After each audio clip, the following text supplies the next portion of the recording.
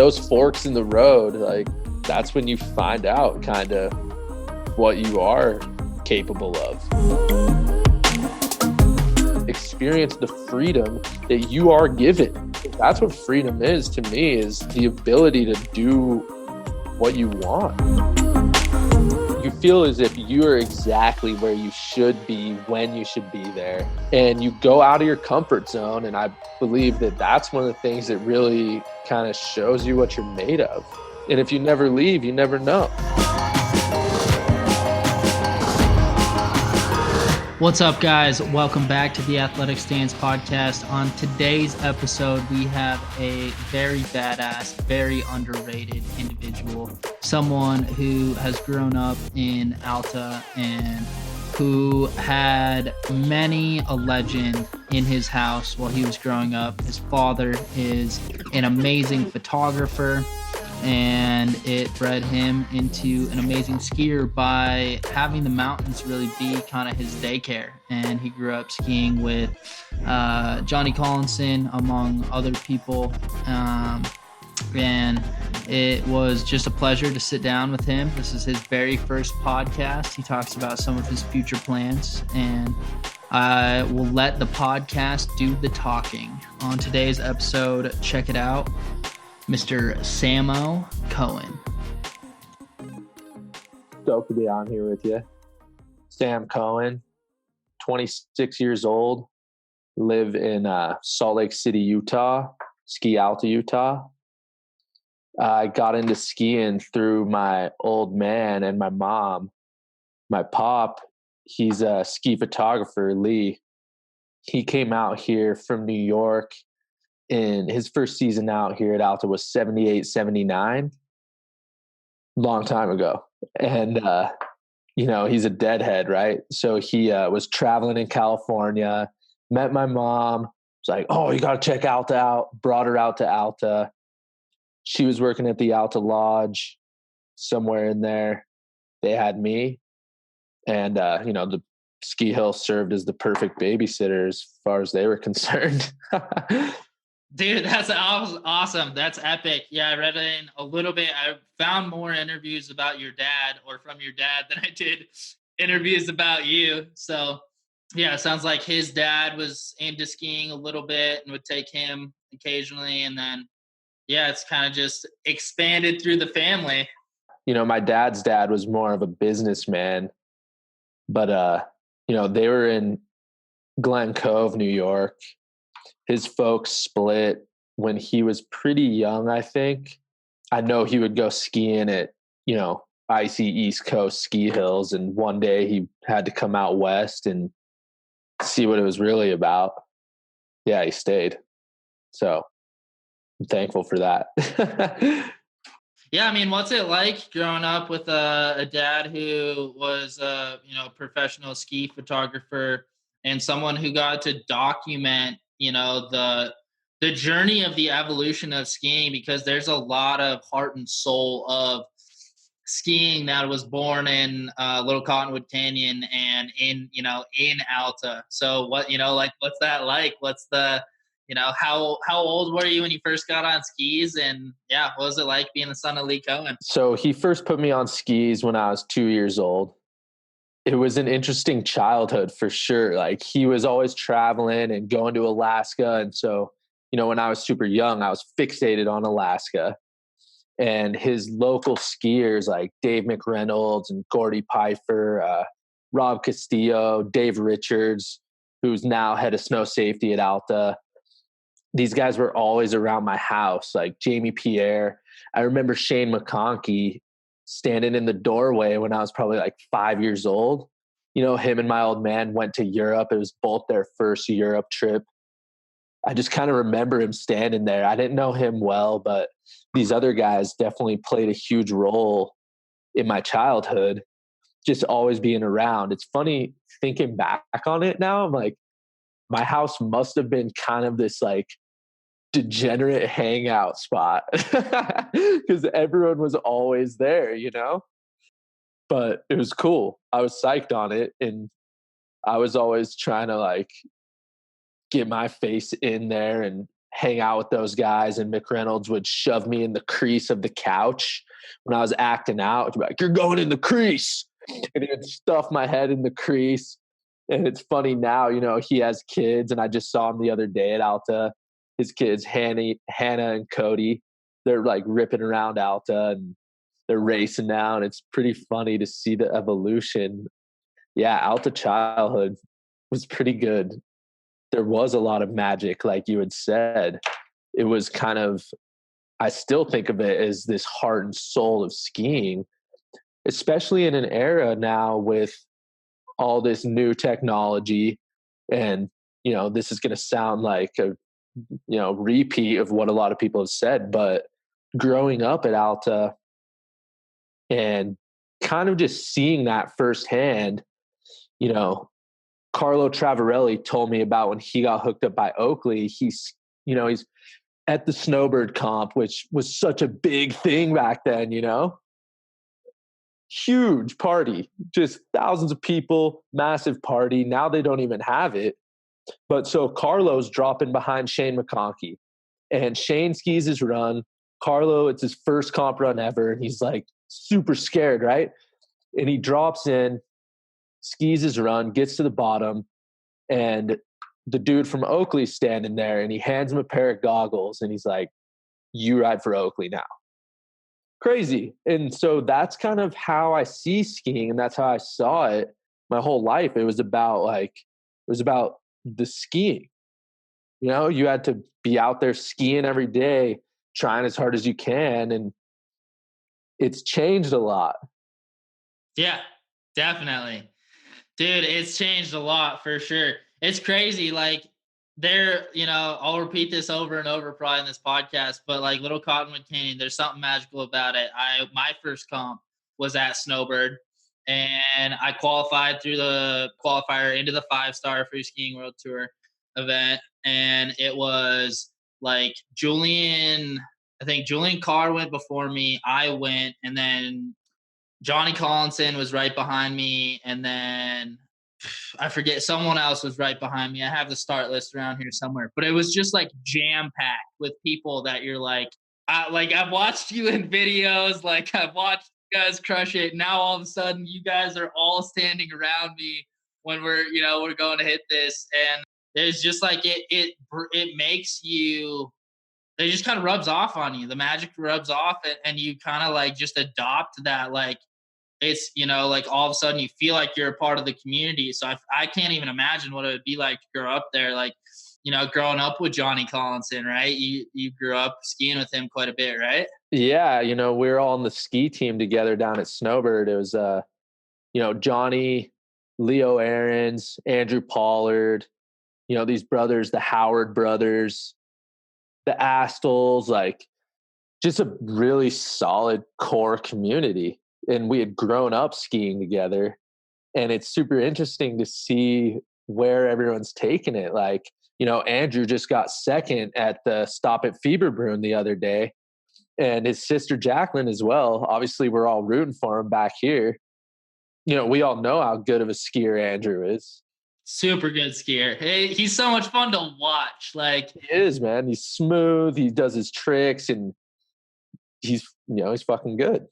He's got that. I don't even know how to put it. It's like, yeah, it's almost like a slippery style, but in his hands are always, he's got like the little like wrist cock out. I don't even know. It's awesome. Sure. He's a good skier, man. It's cool to see how he's, he was had something going on those first two events. Must have had something going in his head, and because that's not like him to not put a good run down. And good to see him put a nice Andrew Pollard rundown in this third stop. So I'm stoked to see what he does in Andorra, as well as Jacqueline. I knew she would do well. She's a great skier, and it's good to see some real skiing, on her side of things. Like, she's strong, and I like to watch that personally.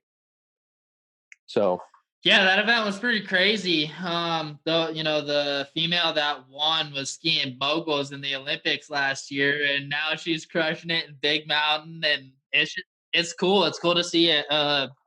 a shake up a little bit, like some new names showing up. And that's one of the really cool things about big mountain competitions is the way that it continually evolves. That's true. And I do think the free ride tour has done a good job at that, bringing in other people. Like seeing Tanner on the tour this year is cool. Obviously Marcus is crushing the tour, which, I mean, I don't know him super well or anything, but I wouldn't have expected that 5 years ago.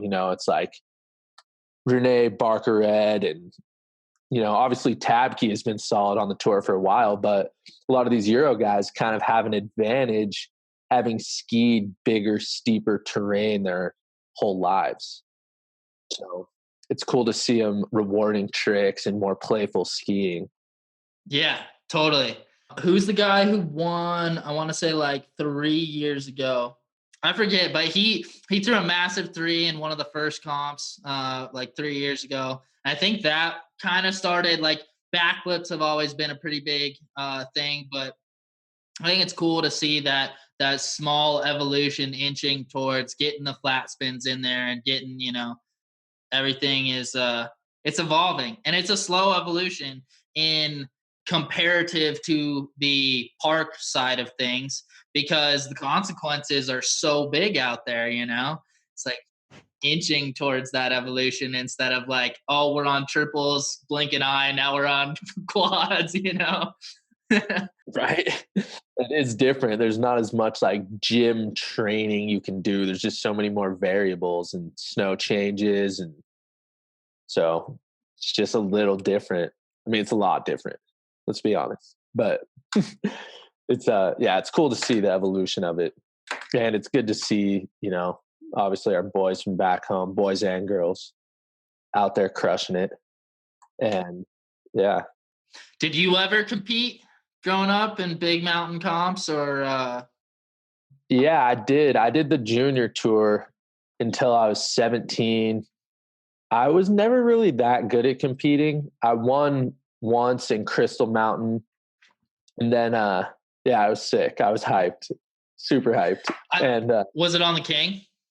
It was on the King, yeah. That's a beast of a venue.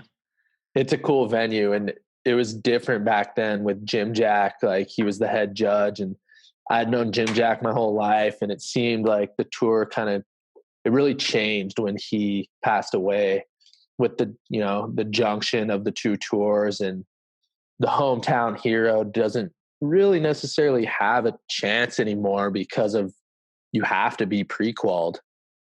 So it's just a bit different. And the last contest I did was in Revelstoke in 2011. I was still in high school. I was a senior. I had turned 18 that November 23rd is my birthday. So I turned 18. First week in January, I think, was the contest. My buddy Jason Astle and I drove up there. In the qualifier, he shattered his humerus.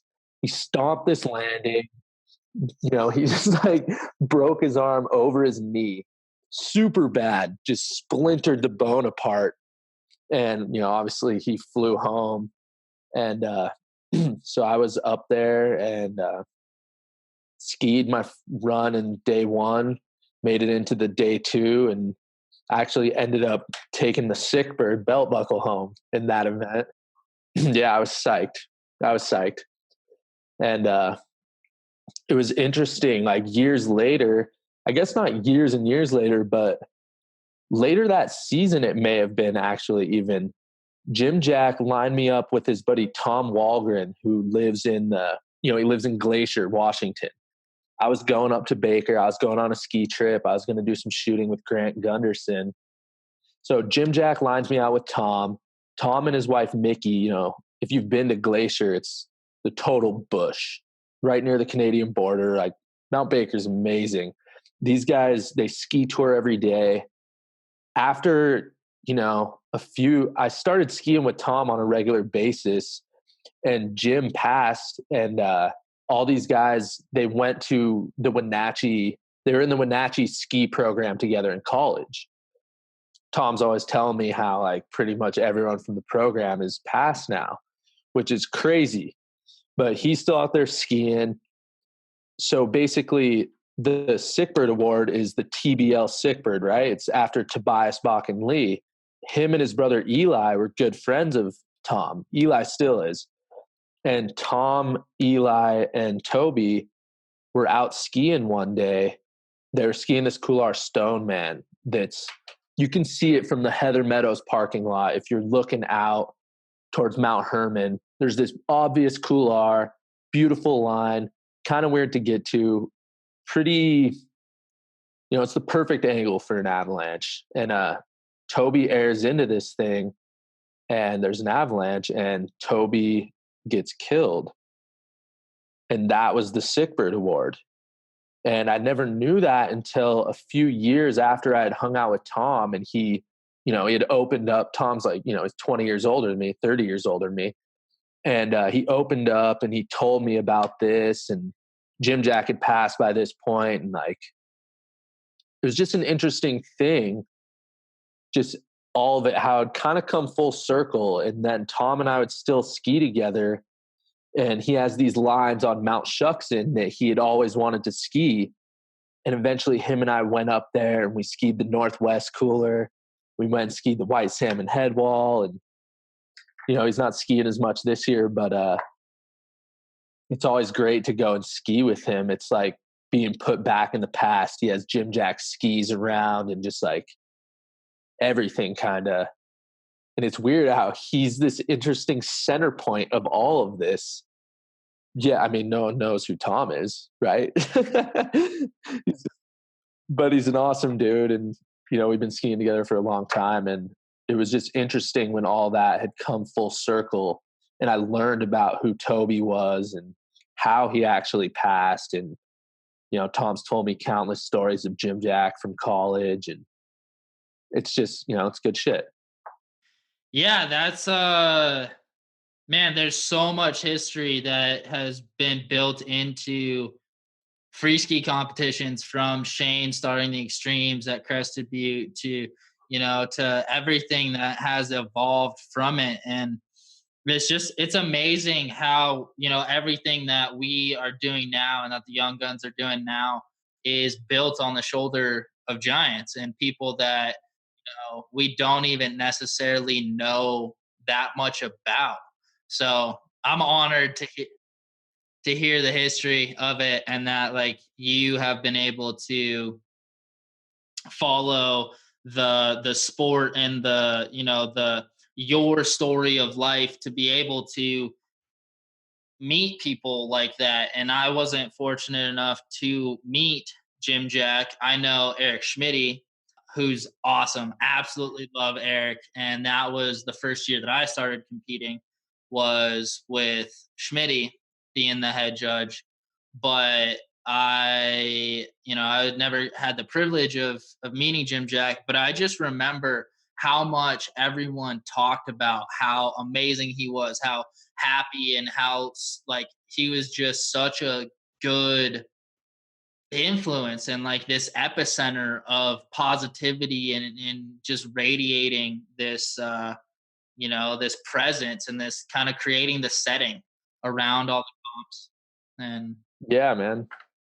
He really was such like a light.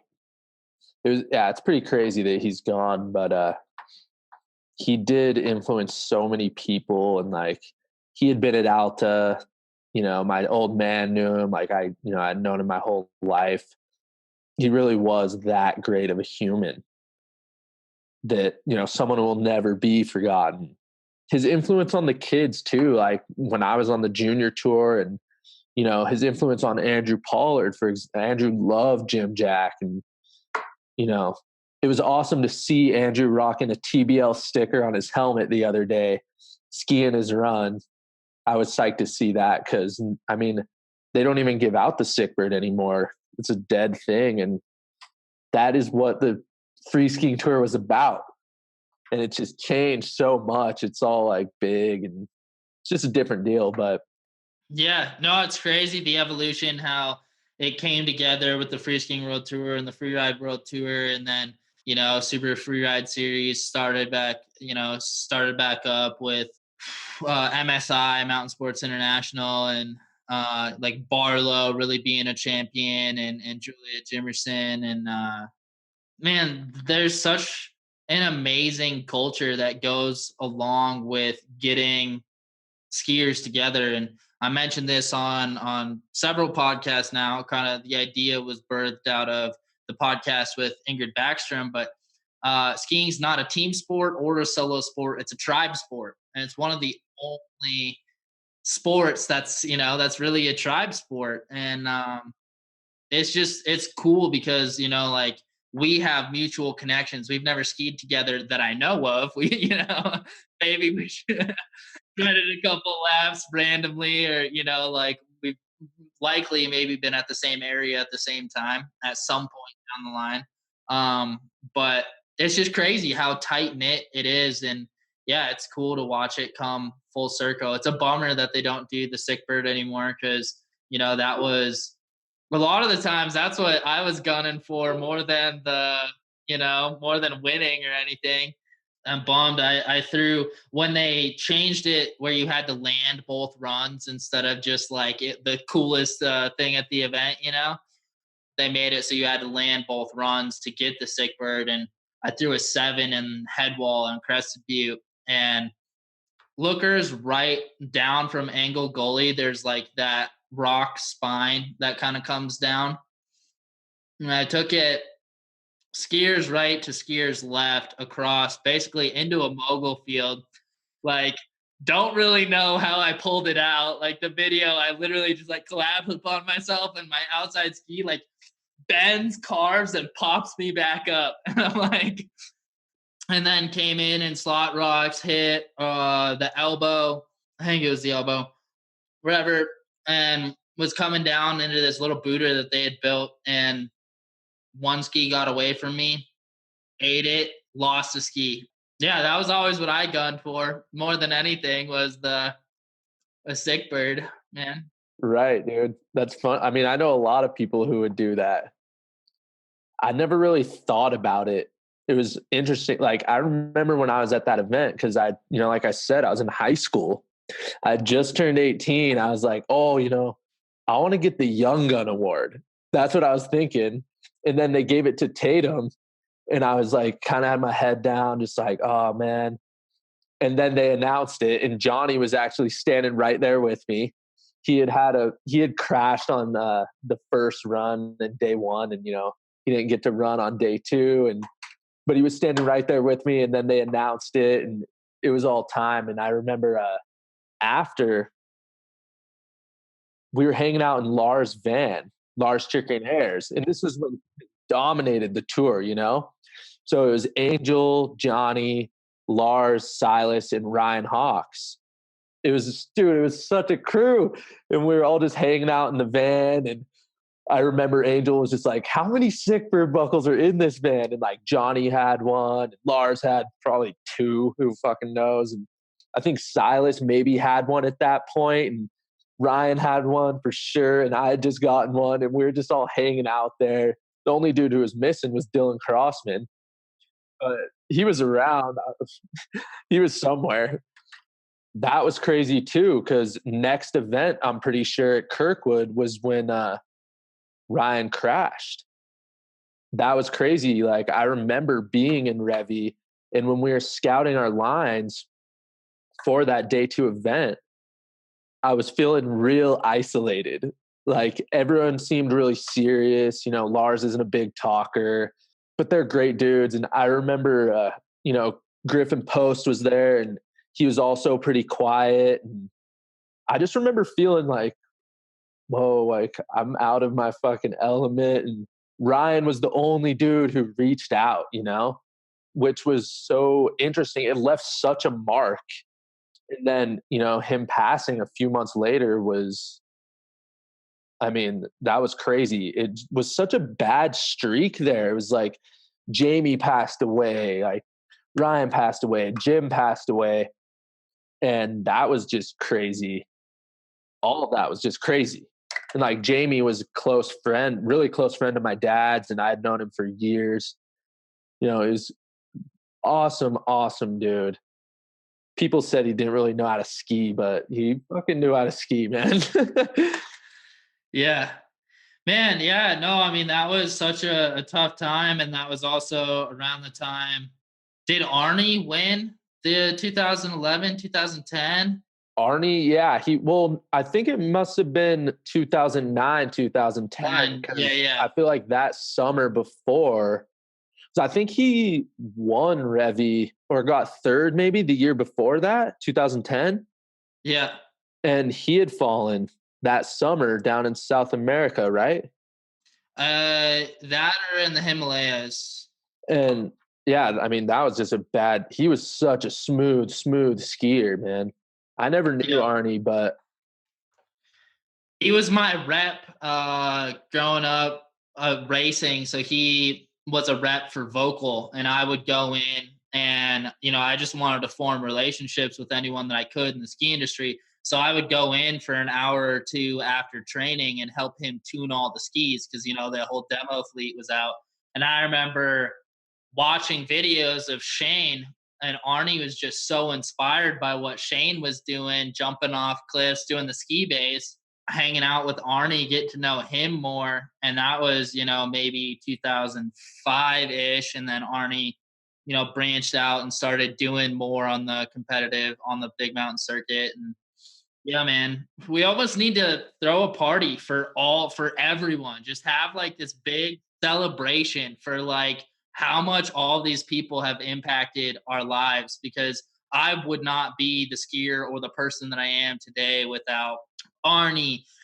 Like, just so many amazing people in the ski industry. Like, even though I never met Jim Jack, I wouldn't be the person that I am today, because the free skiing world tour wouldn't have been what it was. And yeah, there's just like Tony Seibert and just so many amazing people that, I've been able, I feel blessed to have in my life, that, that I've been able to share that experience. And one of the things that I talked about with Angel Collinson is the fact that it's really easy to get down and angry about like losing these people and not having them in your life anymore, because you wanted to have those experiences. You were like, for me, when Jordan Niedrich died, passed away speed flying, I was supposed to go out and learn how to speed fly from him 2 weeks later. And so I had this bitterness that kind of crept up inside me, that I was like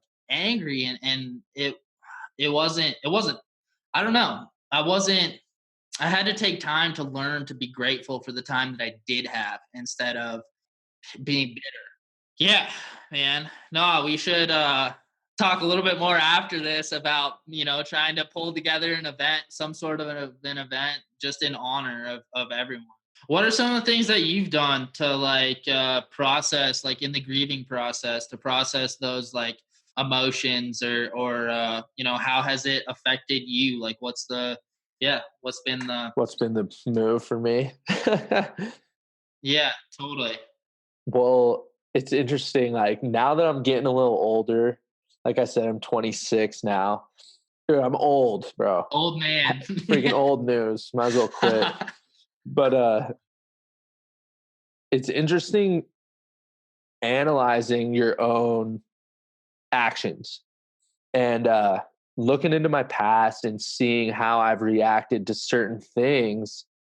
I've done one of two things. I've either kind of ran away or just pushed myself a little too far. That's kind of what I've realized. Like I said, as I've gotten older, like my parents divorced at, when I was like 19, I want to say. And I don't think I was on a trip, and I don't think I came home for like 5 weeks. Granted, the skiing was good. It was easy to stay, but I just didn't want to go home. I was like, I don't want to go home. Like, there's nothing there for me. I'm going to stay here. I'm going to ski. Or like with girls, for example, like that's obviously a huge, that hit home for a lot of people, right? Hits home for a lot of people. And whenever I would have fights with my now ex-girlfriend, I would find myself running away. I'd be like, whatever, fuck this. I'm going to the desert. You know, I'll see you in a month. I'm going to climb until it's winter. And it's interesting just like analyzing that and seeing that now that I'm older, and how that's been a consistent thing throughout my life. Like, we had talked about high school a little bit, but I got in trouble a bit in high school. I wasn't freaking clean cut, whatever. I was a degen, and it's just what it is. But I would fight with my dad about things, and I would find myself running away, grab my skateboard, I'm going to the skate park or whatever. I don't look back on those times as like, I don't reflect on that, and I'm not disappointed necessarily in how I was acting, but I am thankful now that I've been able to be conscious of it so that I can change that. And grieving, that's just really hard. You never know how you're going to kind of react to certain things. Like, probably the biggest one for me was Bryce Astle passed away 4 years ago. And I grew up skiing with him. I still ski with his brothers all the time. We were like a tribe. It was just our Alta tribe. Our parents worked at the ski area. We skied every day together. That's just kind of, we were all super lucky in that sense.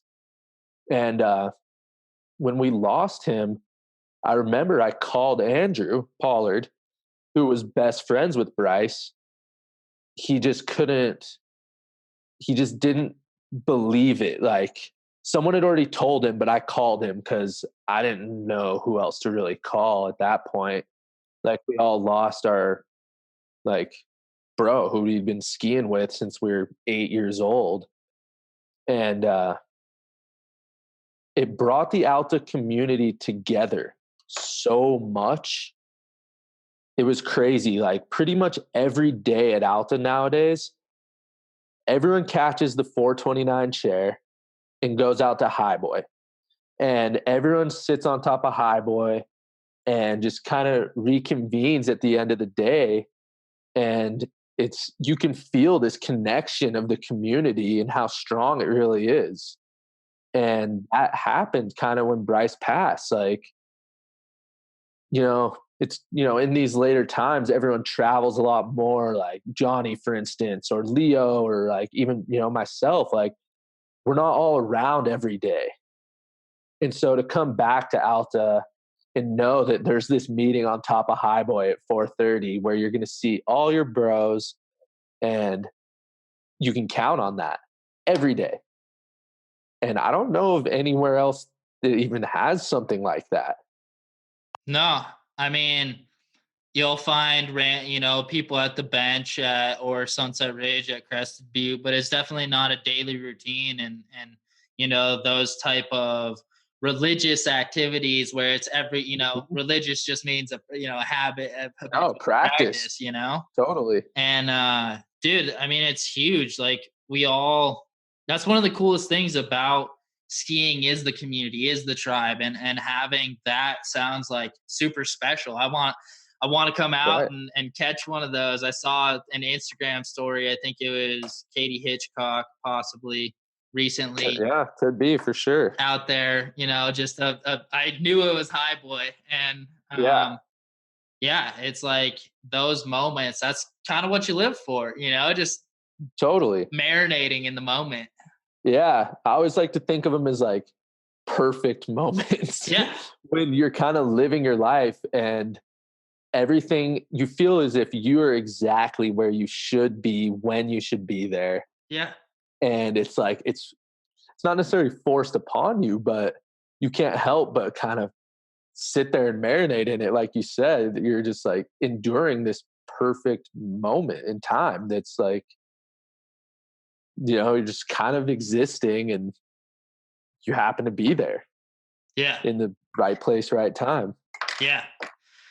Yeah, man. So many times like that in Little Cottonwood Canyon. So many times, like hanging out at the lodge and in the hot tubs there during the ski comps, or like the lodge hotel. And yeah, man, like there's just something to be said about that. It's almost like it's timeless. It's like that moment just kind of lasts forever. but for a short period of time. Totally. You know? Yeah, for Uh, sure. And it's just interesting because, like, you think about how many moments you live throughout a day and a week and a year and just your life.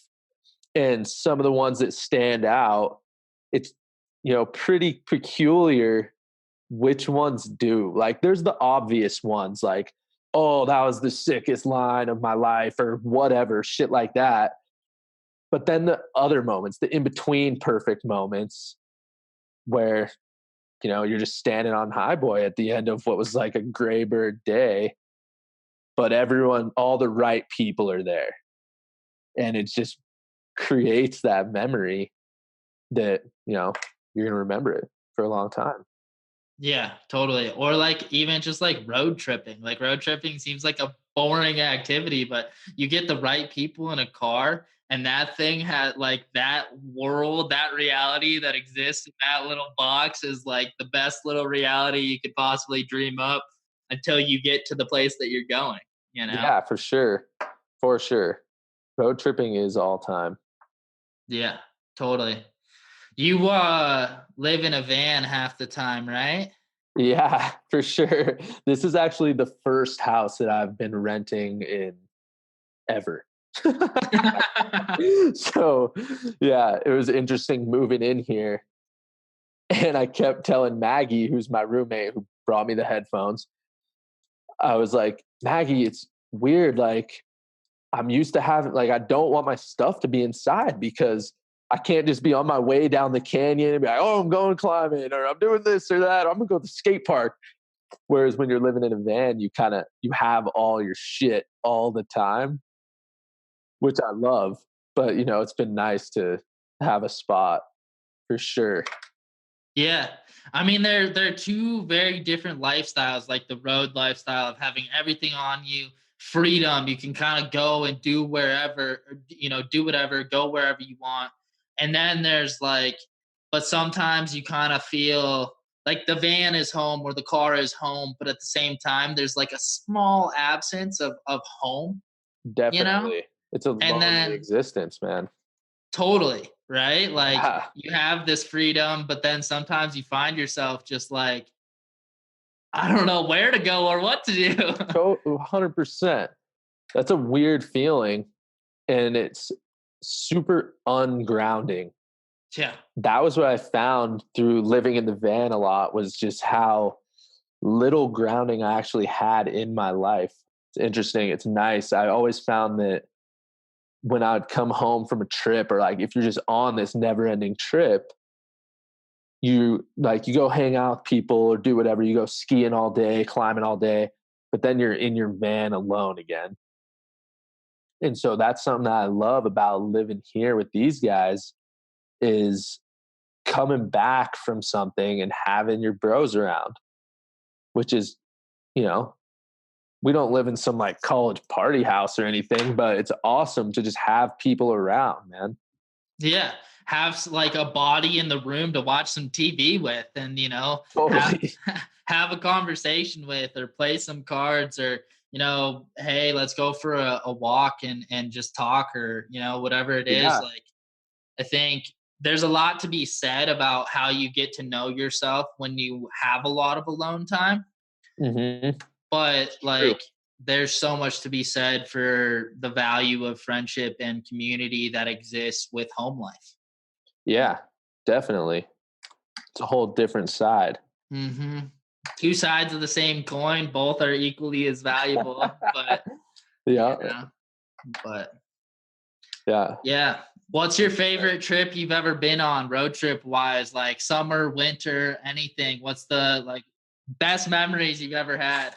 Well, like the road trips are just endless. Like I got a few for sure. I can't think of just one, but in high school a lot, I told you before, like high school was not my favorite time, but there were great times in that time. Like, so one of my best friends ever, his name is T, right? Taryn. I called him T since, I moved in next door to him when I was 2 years old. I'm 26 now. We're still best buddies. He's a full-time fireman. And we started climbing together. And after school, you know, I had this little Ford Ranger, right? Red 96 Ford Ranger. And Thursday night, we would stack everything into my truck bed, all our bouldering shit, food, cooler, this, that, and the other. We'd go to school Friday, go through our classes.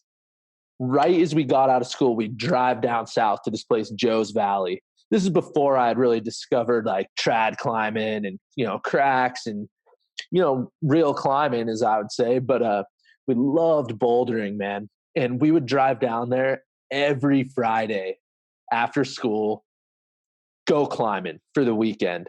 It was just a great time. The road tripping part, as far as road trip, it was such a short drive, 2.5 hours, but those were some of the best times I can remember. Thinking of strictly road trips, you know, when was this? It was the first time I ever drove to Haines. Okay. And, wow. Yeah, it's far.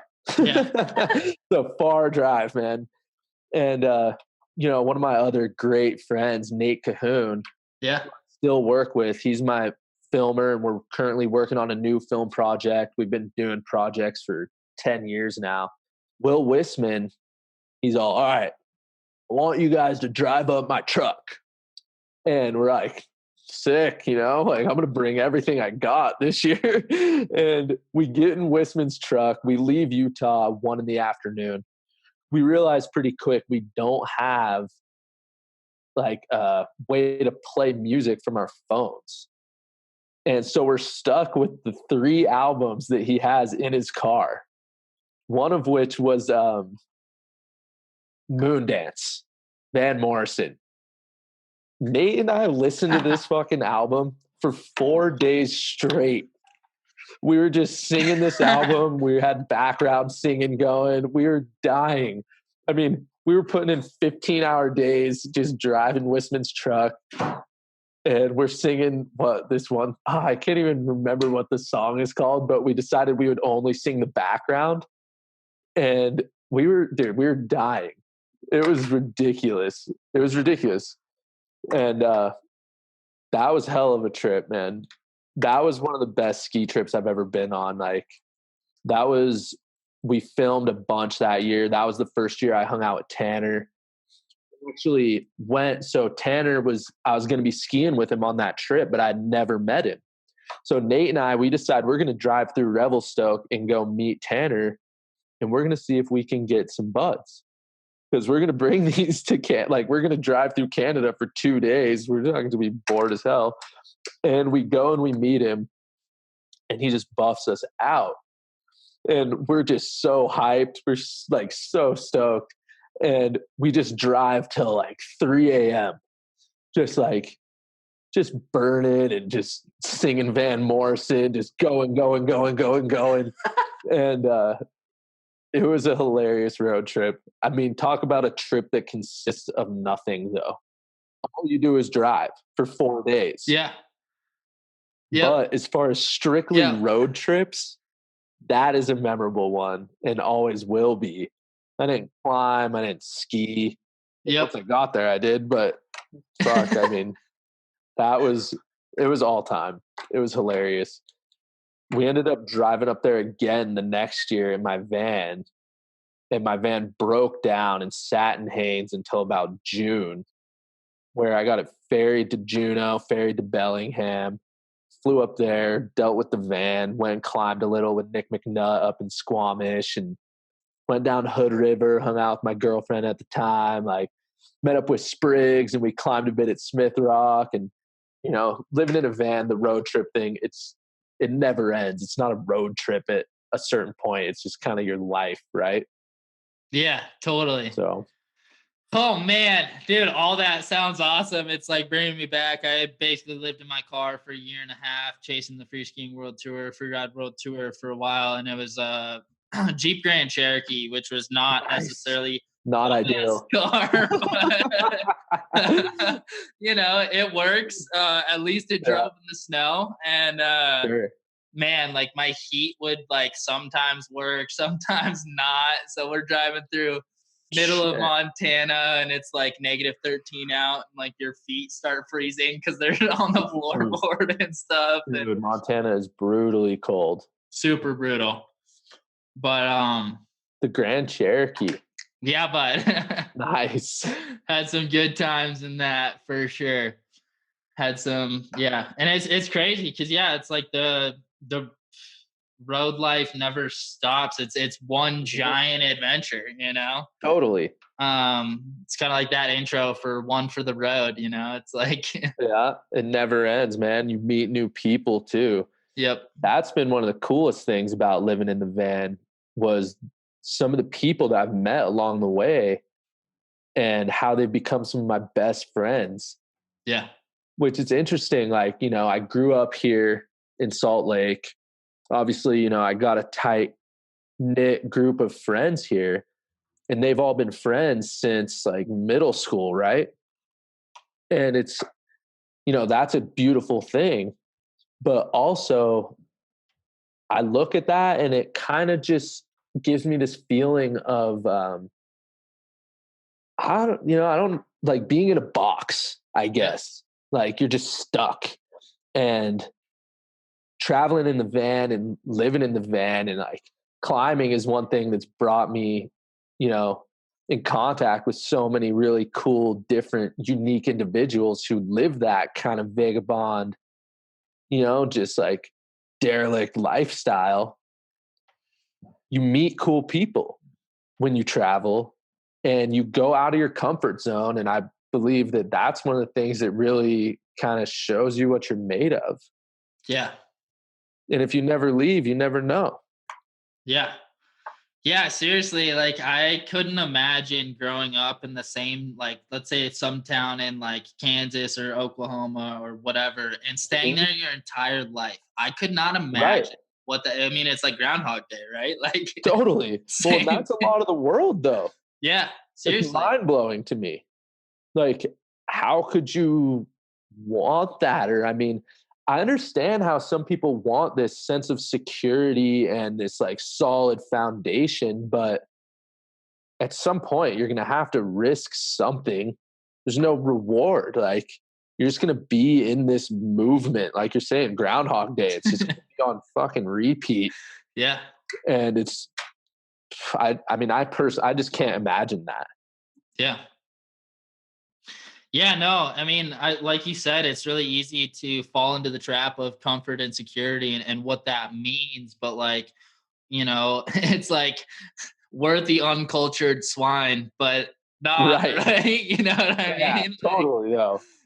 Totally. It's just so funny because it's those experiences and putting yourself at risk or Mhm. you know jumping off the cliff and building your parachute on the way down sort of thing. Right. For And sure. it's like any sort of a ski line, you push off and you're like you have an idea of where you're going, but like sometimes the mountain pushes you in different directions or Oh man. yeah. Yeah. It's never guaranteed. No. Especially with snow. You like fucking there's so many variables and gotta always give it to them. You know, you're at the mercy of the mountain every line, especially, you know, as my skiing's grown and, you know, I've gotten away from like contests and skiing the resort and this and that. And I love to push myself into like the bigger mountains. And you really see, like, you just can't conquer that. Like, it's just, you'll die if Yeah. you go at it with that mentality. Yeah. No, you got to figure out how to work with it. You're not trying to win it, you know. No, you're not going to win because you're a little tiny human. Yeah, totally. But it seems like you have a lot of patience in the sport where like I'd love to talk about the brothel or the peak of ill repute. Sure. Yeah. And like that experience and then also like some of the times in Haynes where like you tweak your knee and you spend a month rehabbing it just to come back and have an amazing couple runs or a couple days Right. or whatever. But like how do you find that patience of moving through? Because I think one of the things it's probably been a gift to grow up in Alta because you have that better relationship with the mountain, and it's, Mm-hmm. it's this give and take of when it's ripe, you're gonna get it, but when it's not ripe, Right. you're not gonna get it. And then, I think there are some young guns, or growing up more located in the city for me, I kind of had this idea that I could bend the rules a little bit to make Sure. my reality work, and that's just not how it Yeah. exists in nature. You gotta dance with nature and dance with the Mm-hmm. nature of reality. So like, how do you find that patience? And then like, what was that trip with the brothel like? And Brothel. yeah. The brothel, man, is sick. Um, well, I growing up, I got hurt a lot. Like I had this power of persuasion, I'm going to call it, where I could convince people that I was with that whatever it was a good idea. And like I countless times I pulled moves that could have easily killed me, and I was able to walk away. And you pull enough of those moves, and I mean, at least for me, like I eventually learned, but it took a lot of that. And the final one that really got me, like, as far as Alaska, like you had mentioned, when I ended up on the bike for 3 weeks, I just knew there was more. Like I knew I had more in me, and I'd been working hard. Like I was out. I don't think you should be out to prove something to anyone but yourself, right? And I was out there to prove it to myself that I could pull this off, and I could be like, that was the first time I had filmed with any one of these, like, more heroic figures such as Dane or Tanner. And I knew, I was like, I have to, I have to do this. Like, I have to show myself that I can hang with these dudes. And that got me hurt. Yeah. Like at first it was okay and it was working, and it was like, dude, this is like, I got this, no big deal. And then, it wasn't in that film, but 2 days before I fell down Three Amigos, is what that run is called. I took a bad fall on this run, Caffeine. I had picked a little bit of a steeper line. The snow wasn't quite settled. I broke off a big soft slab. Didn't think much of it, just kept charging. I've kind of had that mentality since I was a kid, just like, I ain't never satisfied. I'm going to go, go, go until I can't. And that was the case on that trip. Like I went, made this crazy move, thought I could just air like 60 feet of mountain. Like, I don't even know what I was thinking, but that is what I thought. I was like, oh, if I just pin it here, I'll just make it. And I ended up hitting this. There was like this branch going from skiers left to right. And I had to get on this, work past these 3 chokes, and then gain this triangular panel with a little bit of flutes on the exit. Once you gained this panel, you were out of the way of any slough or harm. Like maybe you'll blow it on the exit, but you're going to be good. And I thought I was near this panel, and I just white roomed myself, decided to just pin it, aired into the wall of one of the chokes. Essentially, like, here's the panel, hit this wall, it flipped me, and I took a header into this rock pile. Oh. Then all my slough raged into that choke, tight funnel, washed me out. I fully thought I was going to be buried. I just ruined my helmet, like sucked in so much snow. Last second, I pulled my goggles over my mouth, trying to create an air pocket. And, snow cleared out. I was buried to my waist. I'd lost everything, but I was okay. I hit my head. I hit my arm. Wasn't a big deal though. I took the rest of the day off. That evening, Dane was claiming he got the line of his life, right? So obviously I was tweaking. Like I was 22 at that point, and I was just like, oh, I should have been out there, still just jonesing for it, even though I had just smashed myself completely.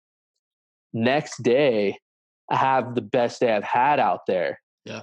And so when we went out the next morning, I was feeling good. I stepped to a line that I thought was, like Wisman was like all right, we want you to ski this because Dane and T are going to drop in here. I was looking at something else and I thought I would ski this and then I would go to the thing I wanted to ski. And Leo, he had skied this run, but he had chiseled in under this initial drop in, right? Which was clearly a smart move. And I remember, like, you know, ego, I guess, had it in my head that I was like, I'm going to drop in from the top. I can do this. Like, that was pussy. I'm doing this. I'm doing that. Blah, blah, blah. And I fell down the whole fucking mountain. Yeah, smack down. Yep. And after that, obviously, like, tons of different thoughts going through my head. I remember Will and, you know, Reggie and our whole crew was kind of like, dude, what are you going to do? Like, you should maybe go home. Like, we're going to need to bring someone in who can fill the seat, this, that, blah, blah, blah. And I just didn't want to go home. And I just knew I could ski more, even though I wasn't really walking at first, but I just knew that I could ski more. And it just took me 3 weeks. And then I skied more. And actually, like, after that, I ended up having shoulder surgery. Wow. What happened? Yeah. Cause I'd hurt my shoulder climbing in the fall, got weak throughout the winter. I was trying to self-arrest when I fell, hurt it more, slap tear on the labrum, ended up getting shoulder surgery. That was when I finally, like, hit the bottom at that point. Like, I remember I just simply, like, cause I didn't have, you know, girlfriend or this or that at that time. I was just so focused on what I was doing. I was controlling my life. And I remember, you know, I would go to the orthopedic surgeon, my buddy Charlie. He's like, all right, dude, like, we're going to need to, like, the only way this is going to be fixed is with surgery. And so I make this appointment. You know, I had all these plans of climbing and whatever, and I'm driving home. And I just simply started crying. Yeah. Because of what I had so much planned. And that was a huge turning point, was that shoulder surgery. I realized I couldn't just go hard all the time. I needed to, like, it needed to put me in, I needed my ego checked. I needed my whole situation checked, just because I was on this super path of reckless self-destruction. Yeah. I obviously didn't realize it, but everyone around me seemed to realize it.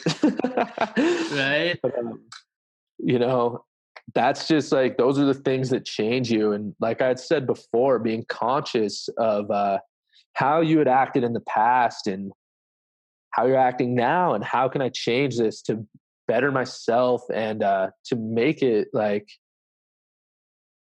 just to make this whole deal worthwhile, not only to me, but the people around me.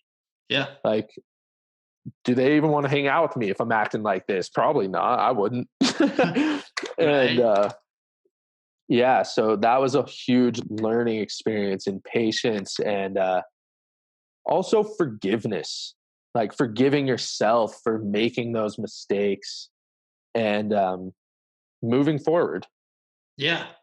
And it was interesting, like, when I came off the couch, you know, before the surgery, like, after that fall down Three Amigos, the first day back, like, legitimately first day back, Todd and I went out and we had one of the best days that I've ever had. I don't know about him, but it was unbelievable. Like, it had snowed 10 feet. And I kept joking, oh, let's go to Sexy. Let's go to Sexy. That's what this run's called, Sexy Spines.